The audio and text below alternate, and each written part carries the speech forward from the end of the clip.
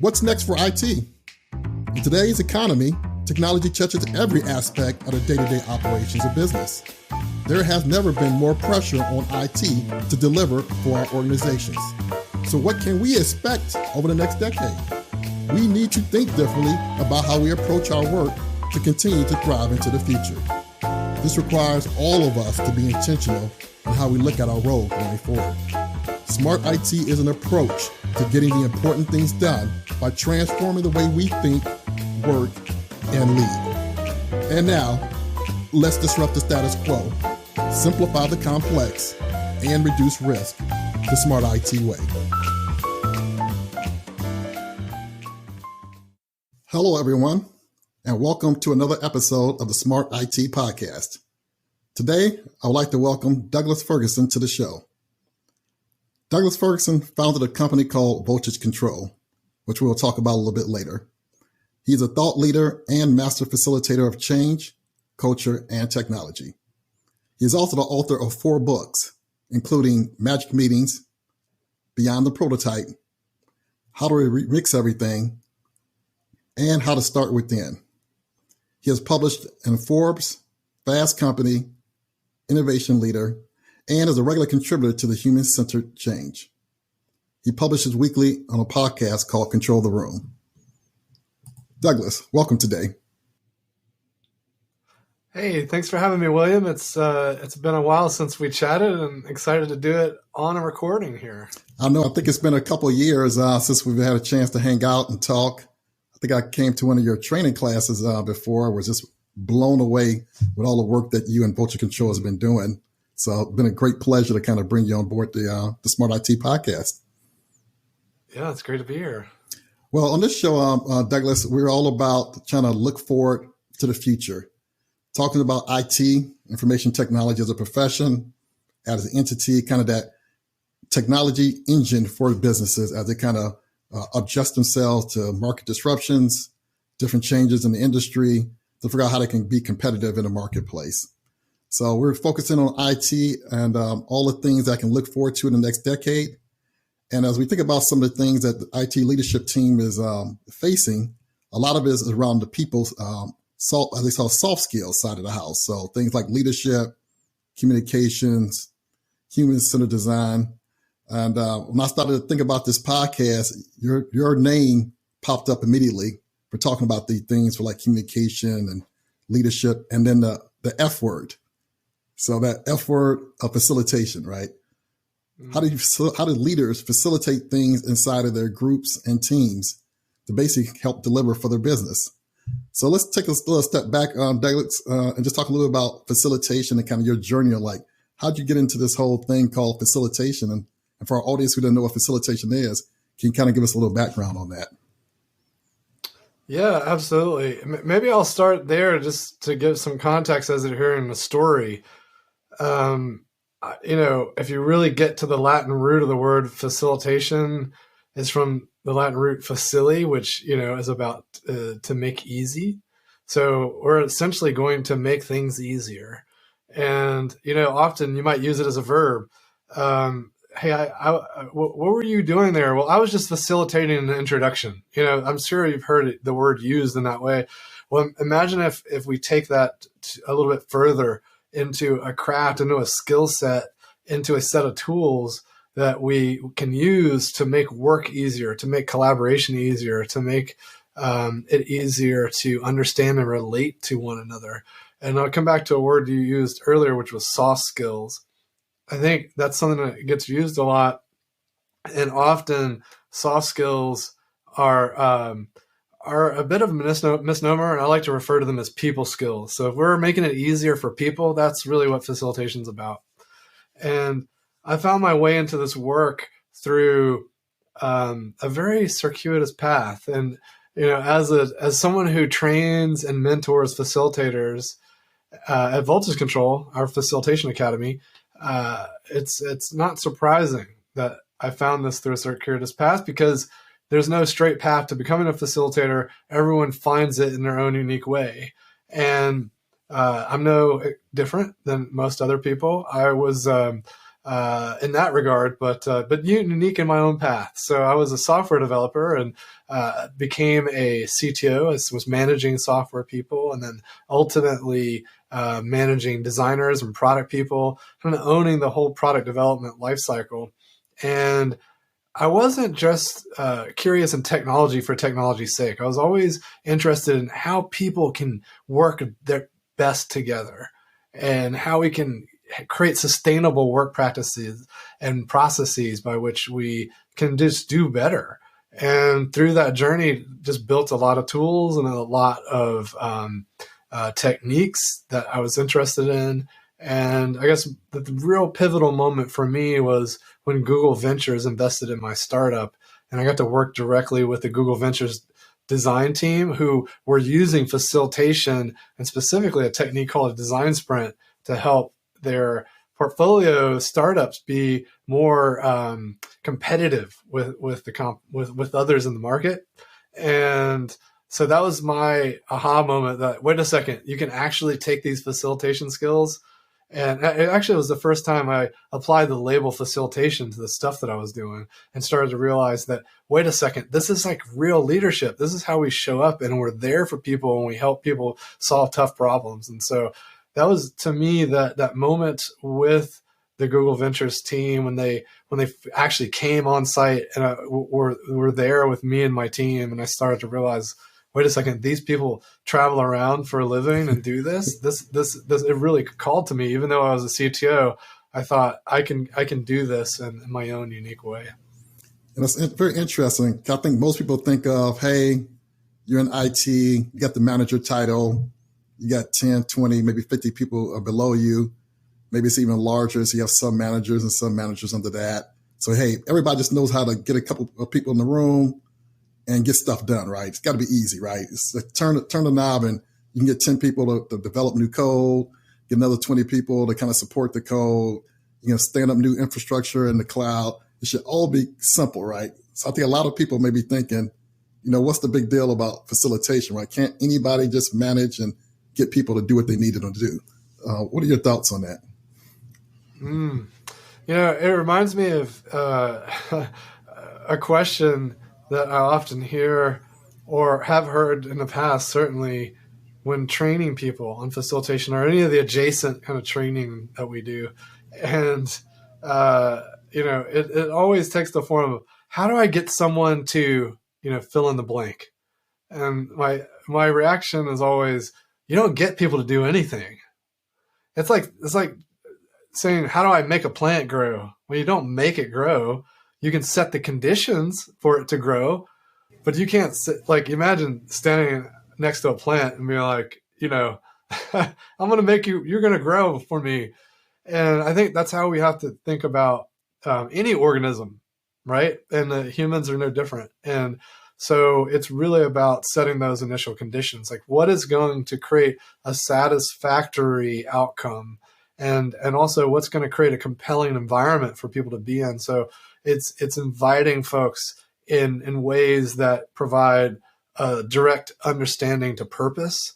It's providing lots of clarity. It's making sure we're creating a safe environment for people to ask questions and for people to fail. It's even modeling failure as a leadership principle, right? Like, we can show that it's okay. And certainly what we don't want to do is make examples of people or kind of freak out in the moment just because things are stressful. It's like, hey, how do we create a condition where it is easier to move forward together? Yeah, because we notice today it's like the businesses keep asking IT to do more and do it faster. And they keep talking about innovation. So I know some managers kind of get frustrated because their team isn't innovating fast enough or bringing enough ideas. But then if you step into a meeting, you may notice that the leader may be talking the majority of the time. And even though there's 20 people in the room, maybe 3 people ask a question, maybe 4 have input, but you notice there's a lot of quiet voices there. Talk a little bit about this, not taking advantage of the full room, right? People talk about the room as the smartest person in the room itself. So if you have 20 people and you have one person leading, you start to notice this trend, like there's a lot of quiet voices. And it's almost like they're being talked to what we're going to do as opposed to kind of inviting them in to say, what are your thoughts? probe this idea, bring new ideas, challenge, talk about that, like almost like suppressing the voice of the entire room as an opportunity to say, let's turn it around. Let's bring all 20 voices to the table. Yeah, there's a lot of dynamics there. I mean, for instance, if we go back to when we were all in person in offices, or some of you may already be back in offices, and you think about the marker and the whiteboard, that marker wields a lot of power. And if I'm going to stand there at the whiteboard with the marker, it sends a signal. Like I'm asking you to sit back and wait for me to like make the official decision over what gets placed on this board. Handing the marker over to someone is relinquishing that power, right? That's a symbolic gesture. And so I encourage people to think about ways that they can hand over the power. Like even acknowledging power dynamics, very, very critical. And you can do it in simple ways, just by posing thoughtful questions and inviting folks into dialogue, using tools like Mural or Miro, where you're asked to look at a prompt or look at some information to generate stuff to maybe filter it down. Also, in order for any of that to work, we had to be really clear on our objective. For instance, you mentioned innovating faster, coming up with ideas. Well, what if the leaders, or let's just say you as a leader, want to generate more ideas? Because it's very clear that's the purpose. That's it's really important to you, and you're seeking that above all else. But let's say that 2/3 of your team is expecting a decision to be made. And that's not clear to you, right? Yeah. Like going into the session, you're just thinking, we're here to, I want ideas. Like you're not expecting a decision to be made. Well, no matter what happens, how thoughtfully you run that session, when people leave that session, they're going to be disgruntled. Because they're like, we didn't make a decision. So everyone is constantly undermining themselves because they're not setting that intention or clarifying it or during the session. And so it's really great to clarify it beforehand, but it's also good to reinforce it. Just even bringing folks together and say, hey, why are we here? Let's get really clear on it. Either through declaring that as the leader, or even just inviting some dialogue so we can discover where there's lack of alignment. We can repair that stuff and then move on. Because the last thing you want is that to be bubbling up in the days and weeks following, or you never hear about it. It's just this little murmurs in the hallways or like in the Slack conversations, and you wonder why there's no productivity. That brings up like two interesting questions or points here, because if you didn't intentionally structure the session or the meeting with a specific purpose, and the 10 people are showing up, don't really know what's going on, that's a problem. And the other problem is they may be assuming the default mode, which is when we get into the meeting, one person is going to basically lead the charge. They're going to hold the pen for the entire hour. So they have no anticipation, or let's just say, or desire to participate necessarily, because they don't expect to get the pen, and their default mindset will be, I'm just in listen mode only. I'm in the back seat of the car, and I'm not really fully involved. So look, those are two opportunities for the leader to really make improvements there. 100%. And you hit the nail on the head on that second one around everyone always talks about engagement and why are my people not engaged, or how do I get more engagement? And it's that what you described is so important, is that expectation not being set. And then they come in not understanding that they should play that role. It's a total paradigm shift for them. We have to be clear about that as leaders, inform them, tell that story, like capture their hearts and minds around this stuff. And then they're going to be a lot more engaged because they understand there's a real opportunity here. And to put a cherry on top, if we design it so that it is engaging, rather than just like, so many people, when they talk about meetings, or just what is the classic advice to having good meetings? And the number one thing people will say was things like have an agenda. The problem is when most people think of agendas, they just think of list of topics. Yeah. Well, what about the arc, the experience we want to create? How are we expecting people to show up? What is that purpose that we're trying to like clarify for folks so that they all can come in excited to move things forward in a meaningful way. Those are much more important elements of an agenda than just like, we want to talk about these 5 things. And it's another interesting thing. You mentioned the word capture, right? And it seemed like in facilitation, you guys talk a lot about the tooling, and even when you're taking the market and putting things on the board or using stickies, it's like when somebody actually speaks up and no one's documenting anything, so did everybody hear it? So talk a little about saying, okay, one person spoke up, had an idea, and then somebody going to the board, putting that idea, capturing on a sticky and putting on the board, like almost acknowledging what that person just said. Can you talk a little about of just this whole documentation of the journey inside this meeting, what that looks like and the importance of it? Yeah, if you don't write it down, it didn't happen kind of thing, right? Yeah. And so there's another phenomenon at play here too, which is if things are being said and other people are processing and then even trying to think about what thing they're trying to convey and wait for their moment to speak up and convey their thing, you tend to just get this kind of stacking effect. Yeah. It's like thing A, thing B, thing C, and it's like just stacking of stuff, right? And it's not very integrated. It's not a concrete scaffolding that we can really navigate together or build on top of. It's very limited in its stability. Whereas if we visualize, if we capture it along the way, we can anchor on those visuals and we can build structure out of those visuals. It's the same reason. I mean, you can think all day long around a blog post you want to write, or a novel you want to write, or even a presentation you're going to create for the board or for your investors. But until you sit down and write out the outline, it really lacks a lot of structure. And if anyone who's going through that process has to agree with me that when you sit down and you make the outline, clarity starts to emerge. Like even if you thought it all out, the minute you put the outline together, some clarity emerges that wasn't there before, and you start to have other ideas. And if you skip that outline step, it's that your final product suffers. If you think about the times that you outlined versus the times you didn't, you got an inferior product. Now imagine that's just happens individually. Now imagine when the group is outlining together or visually capturing the things that are coming out of folks' mouths. So we're getting that structural stuff and it's emerging real time versus us having to synthesize it later. We're kind of capturing, we're noticing. We might see as someone says something and it gets captured, someone else pipes in something really quickly. That's cool. We go down that rabbit hole. But guess what? This other thing's still waiting for us. A little reminder not to forget about this. It's like tying a little string around our finger for every little topic that comes up so we can remember to come back to it. It's almost like not losing any voices, any potential thoughts here. Yes. So, because it's one thing to have an opportunity to speak. It's another thing to have an opportunity for your ideas to really be explored. And if we don't capture them and create little footholds for us to come back to, that exploration rarely happens.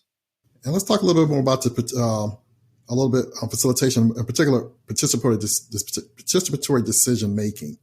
So in a traditional way, the person up front maybe says, "This is the way we're going to do it. Let's try ideal 4." And he has a very strong voice. 2 other people speak up, and you can go an entire hour of the meeting, and that's the only thing they're talking about. But by this capturing, so let's use sticky notes once again on the board. It's like there's a lot of power to actually manipulate or move or explore different ideas by moving them around on the board, and then inviting the people who are bringing those ideas. What do you guys like? So it's like voting right there. So talk about the power of being able to have your teammates vote on something right in front of everybody, as opposed to spending an hour on only one idea, leaving the meeting, and then later your manager emails you and saying, "This is the way we're going," and everybody feel like their voice was just lost, right? Like it got cut and thrown on the ground with no group participation. So talk about that power of moving ideas around, trying different things out, and then having your colleagues sitting right around you, right in front of you. Hey, let's vote on this idea. Let's shrink 10 ideas down to maybe 3 great ideas, and then let's get all the input. Everybody can see how the sausage is being made in front of each other. Yeah, absolutely. I will say there is no there's no right or wrong way to do this stuff, right? There's no like be all end all approach to decision making, because at times we do need the leader to make a distinct, very declarative decision. Like they need to come in for us and just decide. And I think where a lot of leaders get in trouble is where they don't make that clear. You know, they come into the session just hoping to get some ideas so that they can come back and think on it a little bit. If they haven't explained that to the group and the group thinks, oh, we're going to, like, he wants my advice, he's going to do whatever I suggest that we do, then that can lead to a lot of confusion and just strife, really. And so I would just make sure, you know, always communicate upfront the intentions. Oh, is this a group decision? Am I going to unilaterally make this decision with your input? Am I seeking just to hear some more? Do I already have a hunch as to where we need to go, and I just want to hear some ideas to the counter just to make sure that I can get more solid in my convictions? Or am I going to delegate this decision? Am I saying, hey, I want, you know, William to go make this decision? And so I think whatever your thinking is, just share that ahead of time, and that's such an easy thing to do. And so many people forget to do it. And that's one of the number one reasons that people struggle. Now, certainly a thing that doesn't happen enough is group decision making. And I would say often decisions can be relegated to the group quite effectively. And, you know, it's such a amazing thing to do, to, you know, just delegation superpower, really, because now you're delegating to the entire group. And what you'll find is my pal Greg Galley, Creative Think Wrong, has this interesting concept called authorship is ownership. And I feel very strongly that you can build advocacy when people are involved in the decision making. And I think ownership is a great way to summarize that. And so what's happening when we invite people in to vote, do adopt voting, or do these other group decision making protocols, then we're putting them in the driver's seat, and they feel empowered because they made a decision. So even if a different outcome manifests than what they were hoping for, they're going to be more likely to support it. And so that dedication and rapid support and that ownership is going to allow you to do more things. So even if you made the wrong decision, it kind of doesn't matter, because you'll make more progress. The team will more quickly realize it's a bad decision and then get on to the right decision than they would have even made progress on the other decision if you forced it on them, right? Because then they feel like they're part of it. They're really owning it. And in fact, I hate the word buy-in. You know, most people would say, "Oh yeah, they're bought in." I'm like, no. Buy-in means they got sold something. If you're getting buy-in, you're selling stuff. Stop selling stuff. Like, get people to like have a place in a decision, invite discussion, and then use decision-making protocol like dot voting. You can have a simple majority. You can have a super majority. You can do things like gradients of agreement, where like, you know, like one that I love is like, I'm thumbs up on this, I'm neutral, I'm negative. And a lot of times with these gradients, if there's one negative, like no one moves forward. Oh, interesting. So if one person vetoes it, we can't move forward on that idea. If people are neutral, they're expressing concern, but they're going to allow it to move forward. And so these can be really great ways to get a team unlocked and moving quickly without trying to just like needling ideas to death. Because we certainly don't want to discuss it to the point where like no one's excited about doing any of it anymore. Well, I'm seeing quite a bit of benefits here. Like, one is right off the bat, kind of eliminate the blame game. Like if you're not involved in decision making at all, and they just send you the email from the leader, like, "Hey, this is what we're going to do," and then it fails, you say, "Well, that guy or gal, that's their fault." But when everybody's in on the decision making process, even if you don't disagree, you've seen the process, so it seems to actually speed up making it a course correction Because you heard the different perspective, you heard the inputs, so you're much faster to making that change. That's like seems to be another benefit. And the other one is just like, hey, at the end we just say we just made the wrong decision. Let's move on. It's not like that group over there, which had limited visibility. So I'm seeing a lot of benefits here to this. And I keep going back to the word you mentioned, the intent, being intentional about it, right? So intentional about why you're here, what's the purpose, the kind of rules and guidelines. It seems to really speed up the process. And at the end of the day, it seems to be a great business benefit, right? IT move faster, your other teams work faster, a lot of businesses work faster. All these teams are working faster, collaborating better. It seems to be kind of like the key engine for companies of, to get that new thing out to the market. Now, are you seeing in your work that a lot of business people kind of are really getting that benefit of facilitation and changing the way we work and make decisions? Are you seeing like a wave of transformation going across like corporate America? Yeah, I don't necessarily wouldn't classify it as a wave just yet. I see the potential budding, and there are certainly pockets. I just met with the chief of facilitation at Microsoft last week, and the fact that Microsoft has a chief of facilitation, wow. And there's a group of facilitators that are available to bring facilitation capabilities to the forefront for employees is really phenomenal. And it's interesting because we were chatting about how, there was this view or opinion that what she was doing was just kind of creating, trying to cut costs on hiring facilitators. And it's like, actually, no, there's still going to be a lot of opportunity for outside facilitators to come in key special moments.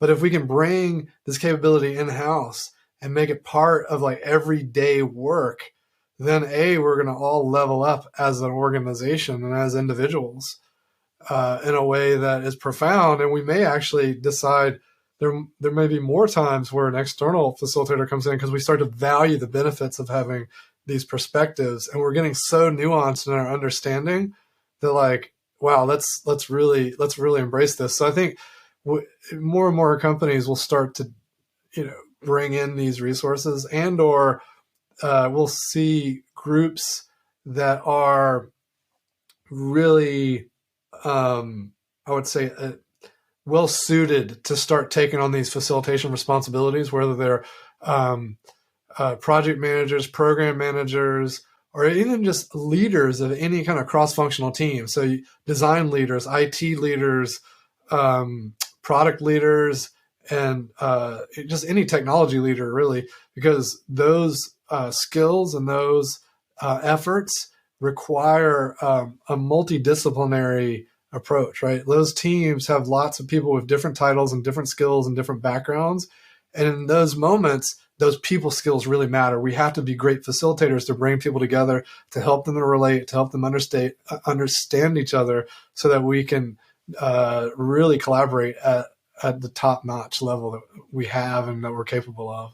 So it sounds like there's really no limitation. So anybody in IT profession, anybody from a CISO or CTO or CIO, developer, engineer, security analyst, it sounds like there's a great opportunity across the board, no matter what your title is, to just literally improve what we do day to day, right? We're always in meetings, right?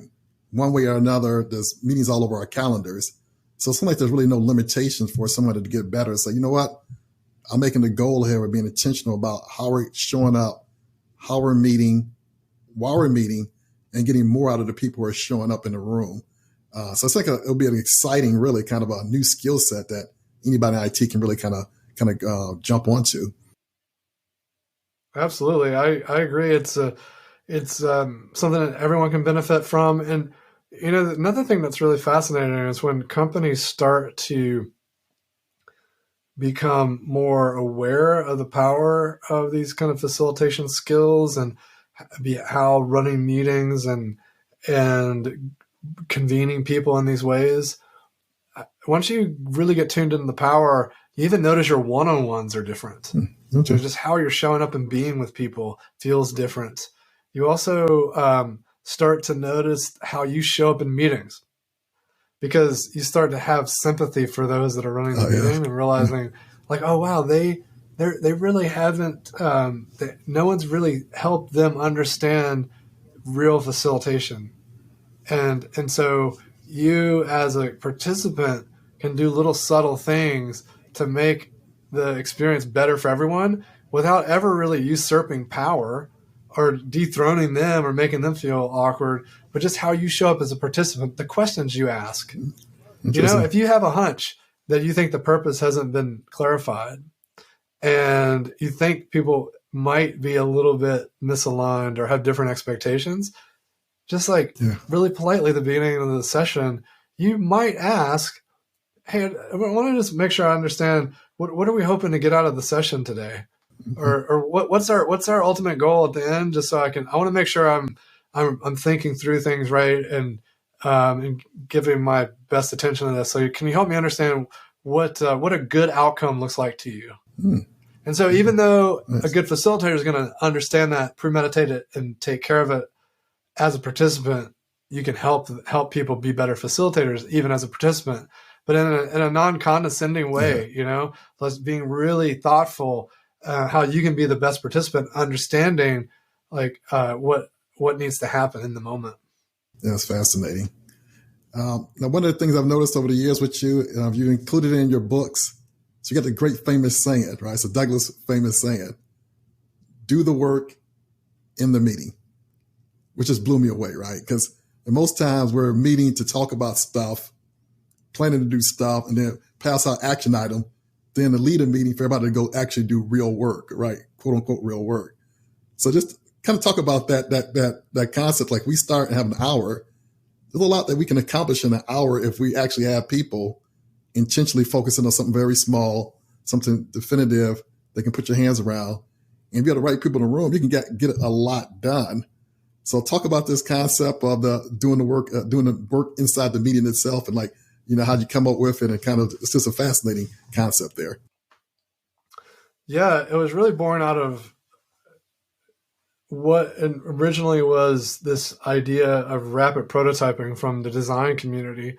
So let's like create little versions of things that we might go and kind of put out in the world and learn from. And, you know, I'm sure you've seen examples of people creating landing pages for a product that doesn't exist, or even clickable prototypes, or like, you know, little mock-ups of things so we can visualize it and see it. And then people, you know, architects create scale models all the time. If you're building a fancy home, you might have a little video fly through that's a 3D rendering of what this thing might be before you start actually breaking ground or hiring people or even getting quotes, right? And so you take that idea and then you keep iterating on it and reducing your batch size. So many of your IT professionals might really understand the value in smaller batch sizes if you're into lean or Kanban. And so you reduce the batch size of this prototype or this iteration, and your cycle time goes down, right? And so your learning loop gets tighter. And so you think about the idea of a prototype, an early version of a thing that can help you answer questions, and then you specifically craft it together in the meeting. So you create this thing that becomes the scaffolding for what you go on to build. And the beautiful thing, let's like take a house, for example, like, and it's think of it as a metaphor, this idea of building a house. So most meetings, we're just standing on the lots where we're going to build this house, and we're just talking about how awesome the house is going to be, right? We're like, oh, it's going to have this and this many windows and this and that, blah, blah, blah, blah, blah, blah, right? And whereas do the work in the meeting, it's like, okay, we've got the blueprints. Let's go ahead and lay the foundation. Or can we go ahead and like put the stakes in and mark off the corners so we can walk around the property and make sure that like, does this feel right? Is this too close to these trees? Or like, what's this going to be like? Or do we need to rent a scissor lift and go up in the air and see what the view is going to be like when the balcony is like, 30 feet high or whatever it is, and be like, oh man, 5 more feet would be so stunning, and it would only cost us $50,000 more. That is so worth it. But if you built the whole house, it wouldn't cost $50,000 to raise it, And so it's these kinds of things. If we're in the meeting and we're starting to like, what kind of little thing can we bring into the meeting and do together? So if let's take an example, right? Like we're working on a presentation for our VCs or our board or whatever, rather than just talking about what we want, et cetera, maybe we open up PowerPoint, or if you're a Google shop, even better for collaboration because we can all have it open and be changing stuff in real time. We can create an outline for like, each step of the presentation. There's an empty slide that looks horrendous, but we're mapping out the arc of the story, and we can just flip through that arc together that looks nothing like it's going to look, but it's got one big word on it, which is the key thing we want to convey on each slide. And we're locking that in together and kind of going through it and making sure it has the feel and the right message. And then we can divide and conquer. Because now, coming back to that house analogy, we staked everything off. We maybe we've laid the foundation, and we can say, hey, you go take this piece, I'll go take the other piece. And we can do our asynchronous work more efficiently because we've got the clarity of the stuff we did together to stand on more confidently. It's interesting because I think about this isn't just limited to like the physical structure or like a model airplane. You could do it for a process improvement, start mapping out little square boxes. Okay, let's move some of the steps around. It could be like, hey, we got this big PowerPoint presentation like you meant. Let's start scribbling out some of this decks. It's like you could take any abstract or physical hard thing you're working on and just start working on it right there. That's quite powerful. Yeah, for sure. And I'll say this, like, table stakes are one person shares their screen and they're making changes while other people are like suggesting things. But that's coming back. That's the single person with the marker, right? And so if you can find a tool that allows you to real-time collaborate, multi-tenant at the same time, now your meeting becomes multi-threaded. For all of you software developers that know what multi-threaded programming is, we can make our meetings multi-threaded if we allow everyone to like function and contribute simultaneously. And, things like Google Docs, Mural, there are lots of tools that allow you to do it in real time. And I think a lot of products are adding those features on.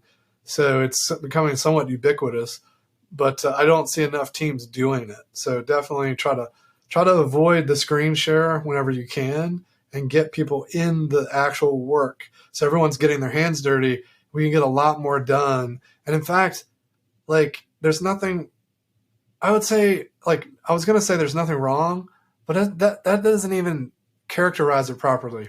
I'm going to say it's a beautiful thing when everyone is like quiet and working together in the meeting.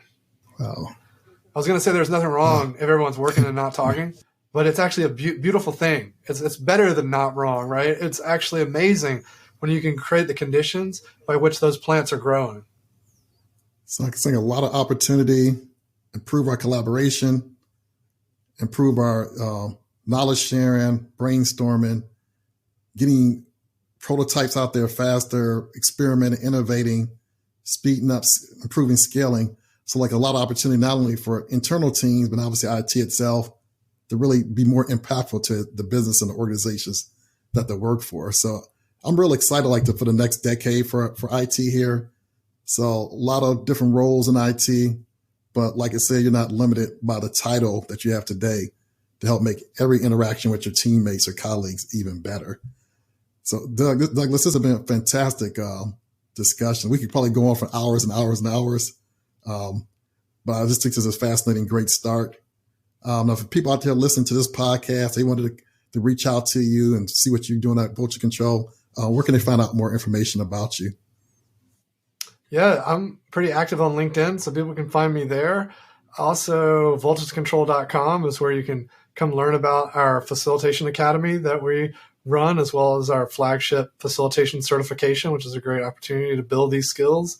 And of course, we have free content and events as well if people just want to dip their toe in the water, so to speak. And happy to connect and hear about all the awesome work people are doing. Fantastic. Once again, Douglas, I thank you and appreciate your time today on the Smart IT Podcast. Everyone, we're going to sign off right now until the next episode. Once again, it's the Smart IT Podcast, where we look forward to what's next for IT. If you want to find more information, you can go to williamreed.info. And until the next episode, thank you very much. Thanks for joining another episode of the Smart IT Podcast, where we explore what's next for IT and disrupt the status quo, simplify the complex, and reduce risk together. If you like what you hear, please like, subscribe, and leave your comments. And for more Smart IT wisdom, check out my website at williamreed.info.